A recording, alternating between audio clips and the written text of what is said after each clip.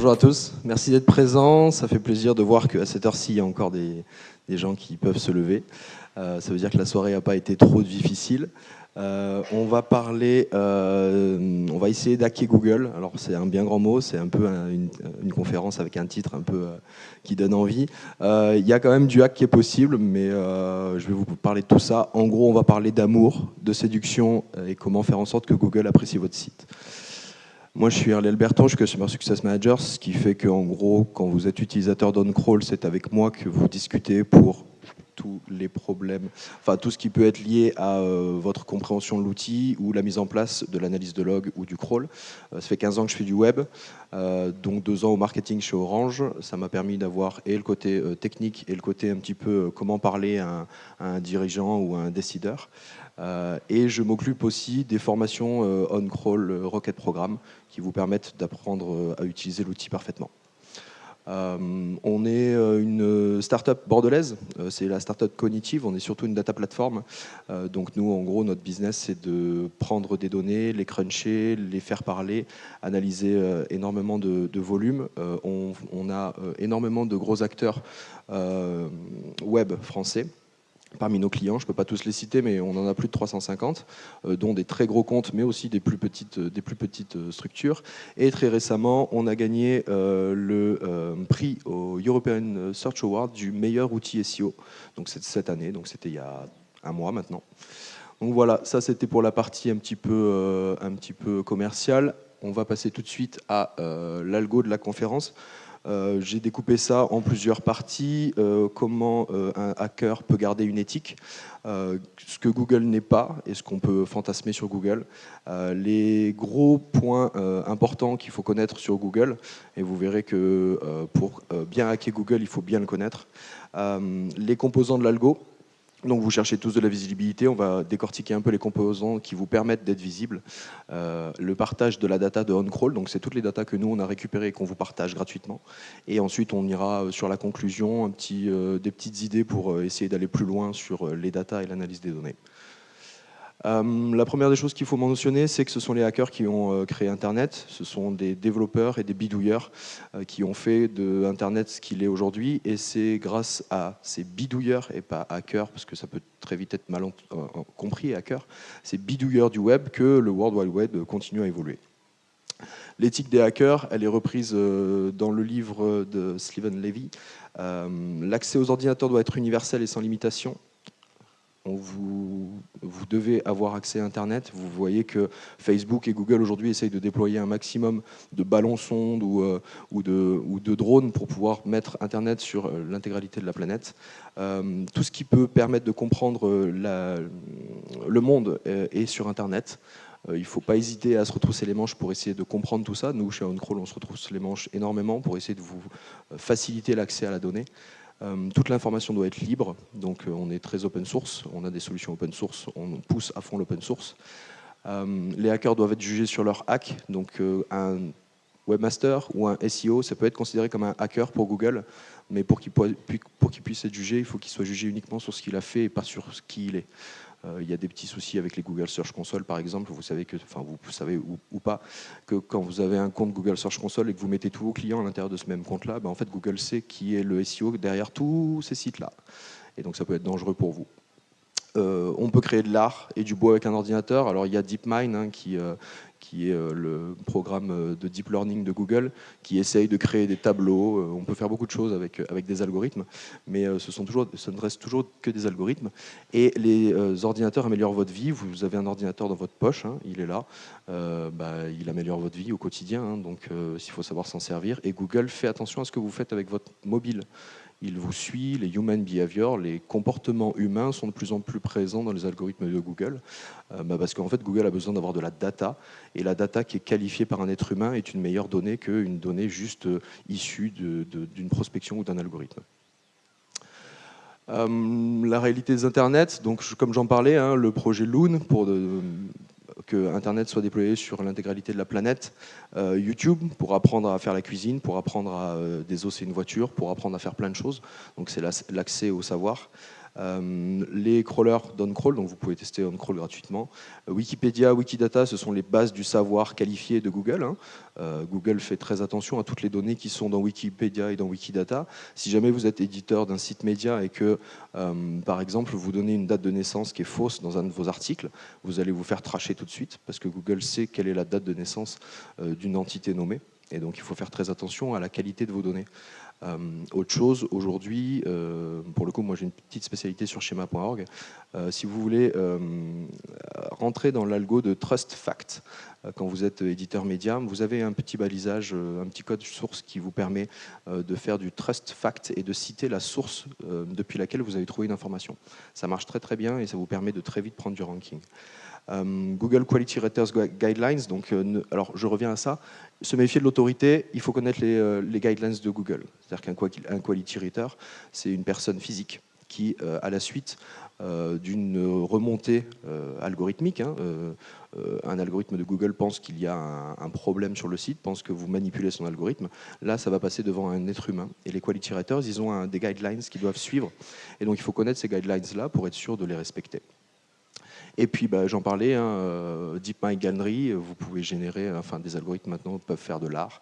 Donc on a été sur l'éthique des hackers, et puis vous êtes tous des hackers en fait. Ce que Google n'est pas, alors on fantasme énormément sur ce que Google est. Déjà Google n'est pas une entité pensante, elle n'existe pas. On dit Google, c'est les Google, ou ce sont les algorithmes de Google, ou ce sont les parties de Google, mais Google en tant que tel n'existe pas. C'est un fantasme. Il ne pense pas. Non, il ne pense pas. Il respecte juste des lignes de code. Il n'est pas conscient d'agir, il ne sait pas ce qu'il fait. Quand il vous met une pénalité, il ne sait pas ce qu'il fait. Et en fait, il applique juste une règle. Et si vous ne rentrez pas dans la règle, il vous met une pénalité. Il n'est pas intrinsèquement intelligent, même si on sait qu'il est capable d'apprendre aujourd'hui avec l'intelligence artificielle, le deep learning. Mais il n'est pas intrinsèquement intelligent, ce n'est pas un être humain. Il n'est pas terminé, il est en constante évolution. Ils font d'ailleurs beaucoup de tests en prod. Vous verrez quand les SERP sont manipulés, c'est que en fait, Google teste un petit peu en prod tout ça. Et il a des failles. Et c'est ça qu'on va essayer d'exploiter. Donc, pour bien comprendre Google, je disais, ce qu'il faut bien se représenter, c'est que l'intégralité du web crawlable par Google, attention, c'est la partie émergée de l'iceberg, ça représente déjà 60 trillions de pages. C'était ça, c'était en 2016. Donc, ça coûte très très cher à Google d'aller explorer 100% des pages. Il ne peut pas le faire tous les jours. Donc ça veut dire que pour mettre à jour son index, pour que votre page soit à jour dans son index, il faut qu'il soit passé sur votre page. Mais il ne peut pas passer tous les jours sur votre page. Et donc l'objectif pour vous, c'est de favoriser son passage sur une partie de votre site ou une autre partie de votre site. Je prends souvent l'exemple d'un vendeur de vin. Un vendeur de vin, avant l'été, il veut que Google passe un maximum sur tous ses rosés. Et les vins du Jura, il s'en fout. Les vins du Jura sont très bons. Et en hiver, c'est l'inverse. Il veut que Google passe plus souvent sur les vins d'hiver plutôt que sur les vins d'été. Et comme ça, il va favoriser le ranking. Plus Google passe sur une page, plus son ranking est favorisé. Donc en gros, c'est ça la manipulation de Google, c'est réussir à manipuler ou à tordre votre site internet pour qu'il aille plus facilement sur certaines parties en fonction de votre saisonnalité. C'est une base de connaissances vérifiée, je vous le disais, vous connaissez le Knowledge Graph, tout le monde en a parlé. Il y a le Knowledge Vault, qui est un brevet de Google. Le Knowledge Vault, c'est la compilation d'un ensemble de données trouvées sur un ensemble de sites web. Il va aller grappiller des informations et il va les confronter et il va savoir, au bout de X fois qu'il a vu que la date de naissance de Barack Obama, c'était telle date, eh bien, il saura que cette donnée-là est validée. Et ça, il va le mettre dans un coffre-fort, dans son coffre-fort,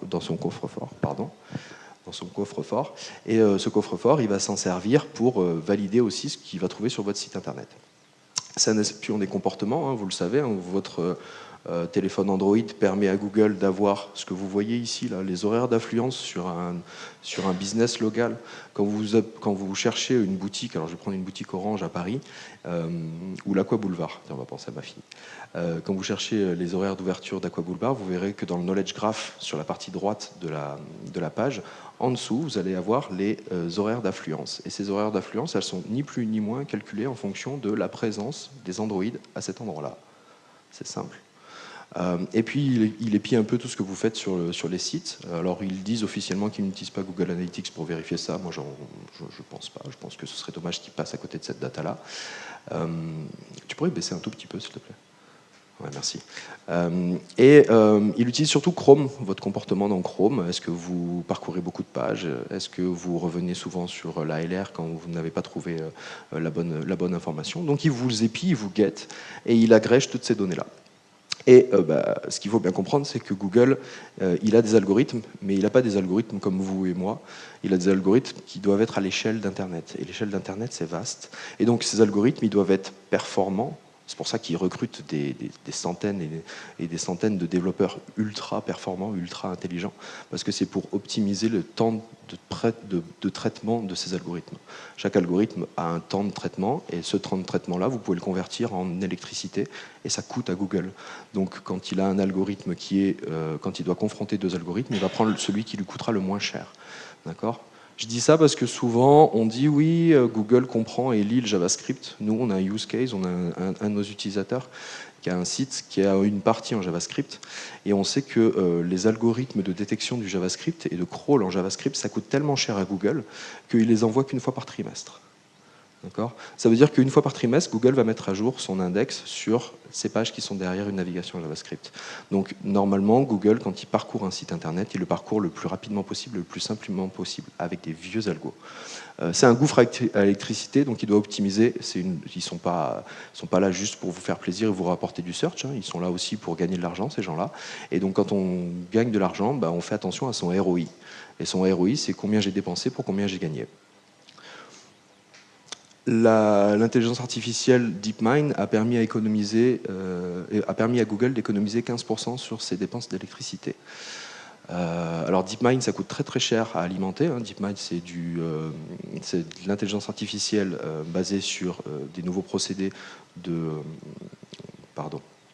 réseaux neuronaux. Et ça coûte très très cher à alimenter. Des processeurs comme ça coûte très très cher. Ils les mettent pas sur le search, hein, mais par contre ils ont trouvé un moyen. C'est ce qui a permis de gagner. C'est AlphaGo, hein, qui est derrière, le grand jeu de Go de Google. Je sais pas si vous avez sûrement entendu parler de ça. Donc du coup, Google fait des algorithmes et essaye d'optimiser ses investissements. Les principes de la méthode de Google, ils sont simples. Il y a 3 grands principes: le crawl, l'indexation et le ranking. Chaque partie de ce principe-là de Google est hackable, et bidouillable, et optimisable. Pour le crawl, on va favoriser les temps de réponse, la qualité de votre site, qualité technique. On va favoriser le maillage interne, on va populariser des pages plutôt que d'autres à certains moments. On va utiliser les technos qu'ils nous poussent. Schema.org en est une, AMP en est une autre. Il ne faut pas hésiter à aller dans le sens de Google.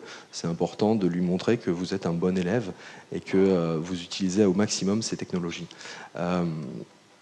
N'oubliez pas qu'on est dans un monde mobile, hein, donc toutes les technos qui sortent autour du mobile, hein, vous avez entendu parler peut-être du index Mobile First. Il faut absolument faire attention à votre expérience utilisateur sur mobile. Google est un utilisateur comme les autres. Son expérience sur votre site est extrêmement importante. L'index, donc pour nourrir un index, hein, c'est comme une grande bibliothèque, hein, vous avez des milliers et des milliers de livres. Dans chacun de ces livres, il y a des centaines ou des milliers de pages. Les livres sont vos sites, les pages sont vos pages. Et donc, du coup, pour pouvoir indexer tout ça, il faut faire attention à la taille de son contenu, à la fraîcheur de son contenu, à la mise à jour de son contenu. Essayer d'avoir des pages qui sont le plus souvent mises à jour. Ça marche très très bien en référencement naturel. La richesse du contenu, donc la richesse, quand je parle de richesse, je parle des expressions qu'on utilise. Vous verrez à la fin, dans les 6 petits hacks, je vous donnerai un moyen d'aller chercher des expressions qui sont des expressions connexes à votre sujet. Donc essayez d'avoir des articles précis, riches sémantiquement.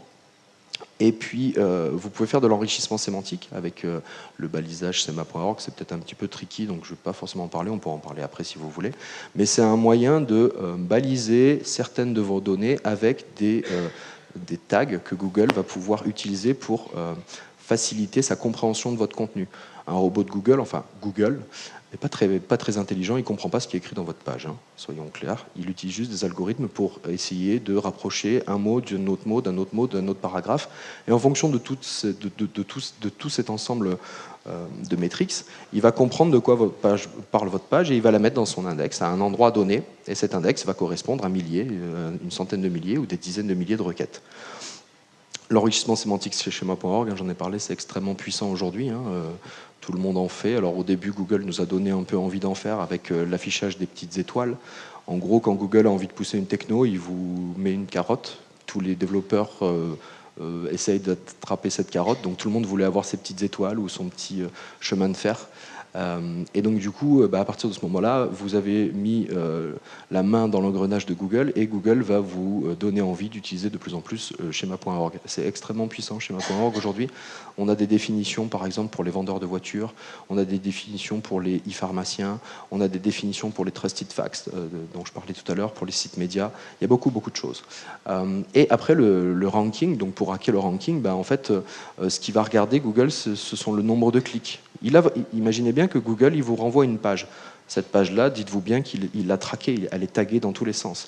Le nombre de fois que quelqu'un clique sur la position 3 plutôt que la position 1 indique à Google que le titre de l'article en position 3 sur cette requête-là est plus clickable, intéressant, plus attirant. Et donc, du coup, il va avoir tendance à favoriser ce ranking-là. Donc, tous les comportements humains qu'on peut avoir sur la page d'accueil de Google, enfin la page de réponse de Google, sont importants. La popularité externe, vous le savez, c'est la base de Google sur l'algorithme du PageRank, qu'ils essayent d'abandonner, mais ils auront vraiment du mal à abandonner cet algorithme-là. La popularité de votre site externe, donc le nombre de liens qui pointent vers une page avec les encres, c'est important. Et tout ça, ça se manipule. Enfin, il faut faire attention, faut essayer de déployer son contenu de manière intéressante. Un bon moyen de déployer son contenu, ce sont les réseaux sociaux. Google a des accords avec Twitter, avec Facebook, et plus un article est partagé sur Facebook ou sur Twitter, plus il a de likes, plus vous avez validé en tant qu'être humain que cet article-là est intéressant. Vous avez bien compris, Google cherche toujours la validation de l'être humain.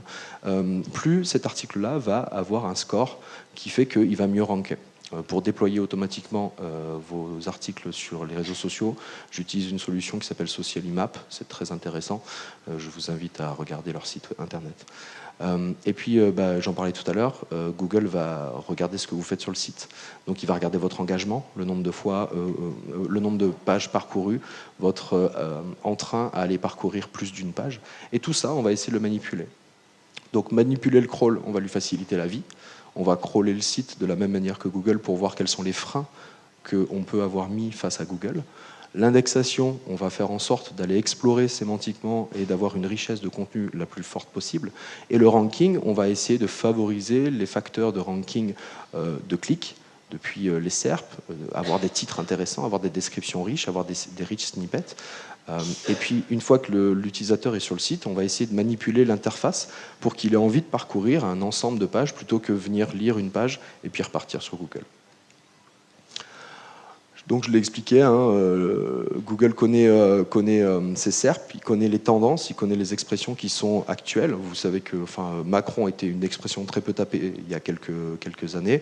Aujourd'hui, c'est une expression extrêmement tapée. Forcément, Google détecte le nombre de fois qu'une expression est tapée, donc elle détecte un peu la popularité de l'expression. Du coup, lorsque vous tapez le nom d'un site web dans Google, ce qui se passe très souvent, vous êtes en train de manipuler un petit peu, vous êtes en train de hacker Google. Et donc, si vous réussissez à avoir une marque très forte et très puissante, les gens vont, au lieu de taper votre URL, les gens tapent peu d'URL, ils tapent souvent dans Google, ils vont taper énormément votre marque dans Google, et donc ça va favoriser votre ranking pour toutes les pages de votre site. Le taux de clic par position, je l'ai expliqué tout à l'heure, une page en 4e position qui est mieux cliquée qu'une page en 1re position, ça va favoriser votre ranking. Le taux de retour sur la SERP, donc c'est ce qu'on appelle le bounce rate. Quand vous êtes sur une page de réponse de Google, que vous partez sur un site et qu'au bout de quelques secondes vous revenez sur Google, Google il le sait et il va vérifier. Et s'il le sait, c'est que c'est important pour lui, et s'il le vérifie, c'est que c'est important pour lui. Et donc c'est à vous de favoriser le peu de taux de retour, ou en tout cas la consommation énorme des contenus de votre site. Alors vous pouvez afficher, alors il y a des petits hacks, vous pouvez afficher quand vous voyez que l'utilisateur se dirige vers le haut de la page, ou quand l'utilisateur sort de la haut de la page, vous lui affichez une pop-in, je sais pas, restez informé, donnez-nous votre email, vous recevrez la newsletter, et avez-vous consommé cet article-là. Vous pouvez comme ça manipuler un petit peu le bounce rate. Et puis, il faut que vous ayez favorisé à la fin de vos articles ou à la fin de vos produits la navigation horizontale qui permet de passer d'un produit à un autre, favoriser l'expérience ou en tout cas la consommation de vos contenus sur votre site. Le temps de visite est important, le nombre de pages consultées est important. Donc tout ça, ce sont les métriques qu'on va suivre côté humaine. Et ce qu'on va regarder dans l'analyse de la machine, c'est le nombre et la qualité des liens externes. Donc ça, c'est vraiment la popularité externe, j'en ai parlé. Le nombre de pages et de likes, j'en ai parlé aussi. Et sur le site, les temps de chargement, la qualité du code, la qualité du site, la profondeur de page, le nombre de clics qu'il faut pour aller d'une page à une autre. Vous verrez que plus la profondeur augmente, moins Google vient visiter les pages, moins Google vient visiter les pages, moins elle remonte en ranking. C'est QFD, si vous avez une profondeur, si vous avez une navigation qui est mal gérée, vous allez dépenser de l'énergie, vous allez faire dépenser de l'énergie à Google, il ne va pas vous aimer parce que ça va lui coûter de l'argent, et donc il va falloir que vous optimisiez un peu votre profondeur de page. Le nombre de mots dans les pages, la fréquence des rafraîchissements, la qualité HTML, tout ça j'en ai parlé, le maillage interne, la popularité d'une page par rapport à une autre à l'intérieur de votre site. On reprend l'exemple du e-commerçant qui vend du vin, il faut qu'il torde son site internet pour favoriser avec un plus grand nombre de liens la partie des vins rosés qu'il veut vendre pour l'été, plutôt que la partie des vins de Jura. Donc tout ça, ça peut être dynamique. Si vous avez des bons développeurs, vous pouvez venir attaquer des API de Google, qui vont vous renvoyer les facteurs de CTR, de position, en fonction des expressions, quelles sont les pages qui peuvent être positionnées sur une requête plutôt qu'une autre. Et puis après, vous avez aussi les API qui vous permettent de récupérer la fréquence de rafraîchissement, le nombre de fois que Google est passé sur une page. Un spider de Google, c'est ça, un spider de Google, c'est très simple, ça a été codé dans les années 90, ils n'en ont pas inventé des millions d'autres. Le spider de premier niveau, ce qu'il fait, c'est qu'on lui a donné une liste d'URL, et on lui a dit, tiens, vas-y, va les regarder. Et donc la première chose qu'il va faire, c'est il va vérifier s'il a le droit de les regarder. Donc il va aller regarder le robot TXT. Je rentre un peu dans la partie technique, je suis désolé. Donc il a sa liste d'URL, il vérifie s'il peut tout aller les vérifier, et puis il va aller toutes les parcourir. Et une fois qu'il les parcourt, il va les mettre à jour, il va vérifier si elles ont changé par rapport à la dernière fois. Et il fait ça pour les pages web, il fait ça pour les JS, pour les images, pour les CSS, pour toute la mise en page. Ce qu'il faut bien comprendre, c'est que dans cette liste d'URL, donc c'est votre budget journalier. Vous savez, vous avez un suivi du budget dans la Google Search Console. Enfin, vous savez ou vous ne savez pas, je ne sais pas, mais il faudra s'intéresser, je vous mettrai une capture. Chaque jour, vous avez plus ou moins de budget que Google va dépenser. Google va investir de l'argent pour aller mettre à jour son index. L'objectif de Google étant d'avoir la meilleure réponse possible, donc il doit connaître toutes vos pages, et d'avoir la meilleure qualité possible. Mais comme je l'ai rappelé au début, il ne peut pas visiter 100% des pages. Donc il faut le manipuler un petit peu. Le crawl de Google, c'est un algorithme qui se dit pile, URL après URL. Il veut remplir son index, il veut avoir l'index le plus gros. C'est pour ça qu'il va venir de temps en temps avec des robots JavaScript pour lire ce qu'il n'a pas réussi à lire avec les robots de premier niveau. Forcément, il va analyser les pages. Vous connaissez MadCats, MadCats, il coûte de l'argent à la boîte, parce que ces algos, ça coûte de l'argent. Donc il faut trouver un moyen de l'orienter, lui faciliter la vie et l'inviter sur certains endroits. Et donc là, on rentre un petit peu dans la partie folle de notre métier, c'est de lire les brevets de Google. Et donc les brevets de Google montrent que le crawl, la dépense de crawl est extrêmement importante. Je vous laisserai aller regarder dans les Google Patents à quoi correspondent ces brevets-là. La planification, ça coûte beaucoup, il faut qu'ils planifient tout ça. Donc, pour hacker le crawl, la première des choses à faire, c'est hacker le temps de réponse. Pour hacker le temps de réponse, c'est assez simple. On a des solutions de Content Delivery Network, donc qui rapprochent en fait tous vos contenus des fermes de robots Google. Donc, vous allez améliorer votre temps de réponse. Chaque robot de Google qui part de Mountain View ou d'ailleurs dans le monde va être le plus près possible de votre contenu. Vous utilisez des serveurs de cache. Vous traquez les erreurs reçues par Google, donc avec de l'analyse de log, ou avec du suivi en live si vous avez des gens à l'IT qui se passionnent pour l'analyse de log. Vous placez des raccourcis vers les pages importantes, vous optimisez son maillage. Vous maîtrisez la profondeur des pages avec un crawl régulier, donc il faut que vous connaissiez votre site. Vous pouvez utiliser des crawlers comme Streaming Frog, le nôtre aussi. Vous pourrez savoir combien de clics il faut pour aller jusqu'à une page, un tel ou un tel, et vérifier si vos pages héroïstes, elles ne sont pas trop profondes. Parce que si vos pages héroïstes elles sont trop profondes, c'est un manque à gagner pour vous. Google n'ira pas forcément les mettre à jour très régulièrement. Et réduire le poids des ressources. Donc pour réduire le poids des ressources, j'en ai parlé. Donc là, vous ne le voyez pas bien, mais c'est ce que dépense Google à lire les ressources ou pas. Donc en rose, vous avez les CSS. Ça lui coûte beaucoup d'URL. Vous savez, dans la liste du budget, ça fait beaucoup d'URL. à lire. Et c'est dommage parce que c'est pas du contenu intéressant. Donc il y a un petit hack qui est de mettre des 304, donc c'est un status code, c'est ce que le serveur renvoie à Google. Quand il va prendre une 304, vous avez l'habitude, vous connaissez la 404, j'ai pris une erreur. Vous connaissez la 200, mais vous ne le savez pas forcément, ma page est OK. Et puis la 304, non je ne connais pas les 200. Et puis la 304, la page n'a pas changé depuis la dernière fois que tu es venu la visiter, donc utilise ton cache. Et Google va utiliser son cache aussi, donc il ne va pas aller la lire et vous allez optimiser votre budget de crawl. Comment ça se passe? En fait, chaque utilisateur, quand il passe sur votre site, il laisse une ligne de log sur vos serveurs. Ce qui est intéressant, c'est de suivre ces logs. Donc Google, comme j'ai dit tout à l'heure, est un utilisateur comme un autre. Donc lui aussi va laisser ses traces. Et suivre les traces que laisse Google permet de savoir ce que Google a eu comme code retour, par où il est passé, à quelle fréquence il revisite les pages, à quel jour il est venu sur un nouveau contenu. Et tout ça, vous allez pouvoir estimer un peu. Donc là, vous voyez une représentation de l'analyse des logs par groupe de pages. C'est sur un site d'annonces immobilières. Et vous voyez que Google ne dépense pas toujours le même budget ou ne vient pas aussi souvent que vous le pensez sur certaines parties de votre site. Il y a certaines fois, il abandonne carrément les crawls de certaines parties. Si là-dedans, vous avez des pages qui sont héroïstes, vous avez perdu de l'argent. Plus on a de données, plus les données s'affinent, plus les modèles s'affinent. Voilà les données que OnCrawl peut vous retransmettre. Plus une page se charge rapidement, plus Google va visiter les pages. Donc ça, c'est en fréquence. Plus vos pages répondent rapidement à gauche, plus le nombre de pages de votre site crawlé va augmenter. Vous êtes en train de tester Google est en train de tester la capacité de votre site jusqu'à un certain point, jusqu'à un certain seuil. Et il va dépenser de plus en plus de budget, jour après jour, si votre site est rapide, bon, intéressant, linké, toutes les métriques qu'on a vues avant, Google va dépenser de plus en plus de budget pour venir visiter vos pages. Le maillage interne, donc plus une page est profonde, c'est ici, plus une page est profonde, moins elle est visitée par Google, c'est visible. Plus une page est profonde, moins les utilisateurs la visitent aussi.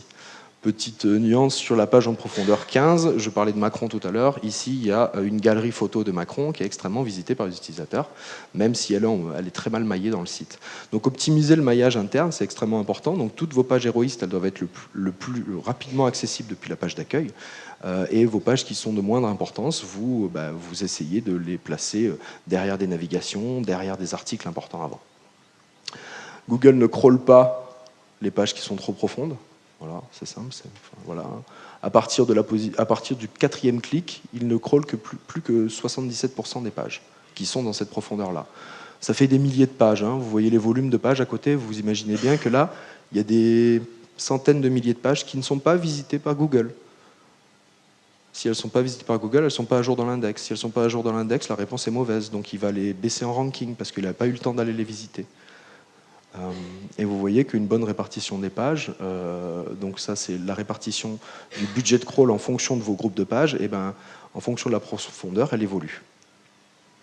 Plus une page est riche en contenu, donc là, celui qui vous dira il faut des articles de 300 mots, ça suffit pour ranker sur Google, vous lui montrerez ce graphique-là et vous lui direz non, désolé, 300 mots c'est pas assez. 300 mots le premier jour, mais tu rajoutes 200 mots le deuxième, et puis tu vas en rajouter 1000 dans un mois.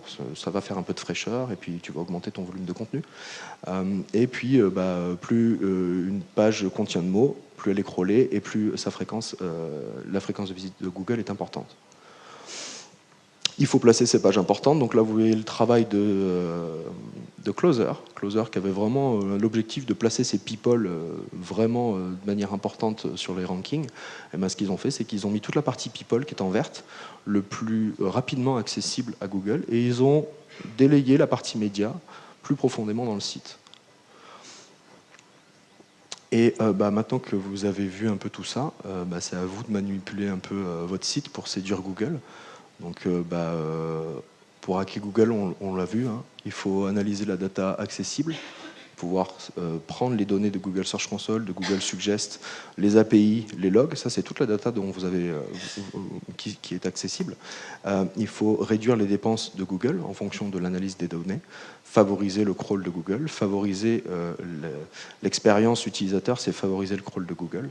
Il faut nourrir son appétit, il faut donner des contenus riches, apporter de la sémantique dans les pages, aller explorer un petit peu des domaines connexes à vos articles, et suivre les métriques importantes, donc en croisant les données de crawl, donc vous savez quelle est la profondeur de votre page, et à côté vous reprenez les logs et vous pouvez matcher les données et voir si la profondeur a un impact, si le nombre de mots a un impact, si le temps de chargement a un impact sur le crawl de Google. 6 idées pour hacker Google, alors j'en avais beaucoup plus mais ça rentrait pas. On pourra en parler si vous voulez. L'exploration sémantique, donc pour enrichir vos contenus, vous allez chercher vos données dans Google Search Console, toutes les données de toutes vos pages, de toutes vos requêtes, avec jour par jour, vous pouvez sortir ça. Et puis ce que vous faites, c'est que chacun de ces mots-clés-là, avec chacune des pages en face, vous allez la mettre une première fois dans Google Suggest. Et puis les 10 réponses que Google Suggest va vous rendre, vous allez les remettre dans Google Suggest. C'est pour ça que j'ai dit Google Suggest au carré. En fait, vous allez créer des pages beaucoup plus intéressantes, beaucoup plus riches grâce à cette exploration sémantique-là. Donc je reprends, vous prenez vos données mots-clés, vous les mettez dans Google Suggest. Tout ceci se fait avec Google Spreadsheet. C'est très facile. Si vous voulez, j'ai un petit lien pour vous donner accès à une spreadsheet un peu sympa. Et donc, vous allez récupérer, pour chaque mot, donc vous allez récupérer des millions de mots. Pour chaque mot, vous allez faire un Google Suggest. Il va vous renvoyer 10 réponses. Et pour chacune de ces réponses-là, vous allez renvoyer un Google Suggest. Et vous allez avoir 100 mots pour chaque mot. Donc ça vous fait beaucoup de sémantique à utiliser. Après, à vous de la qualifier, à moins que vous ayez des algos de qualification de votre contenu, ce serait pas mal. Optimiser la fréquence de crawl en détectant les anomalies. Donc ça, toujours pareil, vous savez comment Google se comporte sur votre site. Vous stockez tous les codes retour et puis vous analysez les anomalies, vous faites de la détection d'anomalies. Automatiser la croissance, la fraîcheur et l'exposition de son contenu. Une bonne technique, c'est d'utiliser les nouvelles API Google Natural Language et Translate pour aller chercher du contenu sur votre thématique en anglais, en espagnol, en italien, en allemand, et puis faire une espèce de digeste de tous ces nouveaux articles-là. Et Google vous fournit des API pour le faire en automatique. Toujours pareil, vous utilisez Google Spreadsheet, vous appelez les API, vous transformez les titres, les textes. C'est très intéressant. Et puis j'en ai parlé tout à l'heure, une fois que vous avez créé un article un peu digéré, vous le publiez automatiquement grâce à Social Imap. Et donc là, vous allez hacker Google en favorisant les partages, en ayant une stratégie de communication qui est extrêmement automatisée. Le but, c'est de gagner du temps. Et donc du coup, plus les partages, plus vos articles seront intéressants, plus ils seront partagés, plus Google va penser qu'ils sont intéressants, et il aura raison. Et donc vous aurez favorisé un petit peu votre présence en ligne. Vous pouvez scraper Google Shopping. Scraper Google Shopping, en gros, vous mettez un réfrigérateur Siemens, il a des données qui sont validées. Donc il a des données sur la profondeur du bac à légumes, par exemple. Toutes ces données-là, elles sont disponibles en ligne. Google vous les envoie, enfin vous les retransmet. Il suffit juste de les récupérer, de les mettre sur votre page. Si vous êtes vendeur de frigo, vous allez voir qu'avec une belle table HTML, avec profondeur du bac à légumes, vous prenez exactement le code de Google. Vous n'avez même pas besoin de vous prendre la tête. Vous copiez-collez dans la page et ça marche. Vous allez créer des entités nommées. Les ontologies, on en parlera peut-être un peu plus tard, j'ai pas trop le temps. Mais c'est comment créer un lien vers une ressource Wikipédia sans faire un lien vers Wikipédia, parce que faire un lien vers Wikipédia, ça pourrait faire fuir votre popularité interne vers Wikipédia, le site étant trop gros. Vous pouvez utiliser des plans de site et des pages hub dynamiques. Donc en fonction de la fréquence de visite de votre site ou en fonction de votre saisonnalité, vous allez faire des pages qui sont accessibles en un clic depuis la homepage avec la collection homme de maillots de bain de l'année. Vous voulez vendre vos montres spécialité avec les bracelets en tissu. Vous mettez ça dans des pages hub et vous aurez accès à vos produits en 2 clics maximum. Et tout ça, vous le faites avec Google Spreadsheet. Comme ça, vous hackez jusqu'au bout Google. C'est-à-dire que vous utilisez sa techno. Google Spreadsheet a quelque chose de très intéressant, c'est qu'il a une fonction qui s'appelle import HTML. Et ce import HTML permet d'aller attaquer une URL et de récupérer n'importe quelle valeur à l'intérieur de la page. C'est vraiment sympa. Et si vous avez des questions, c'est le moment.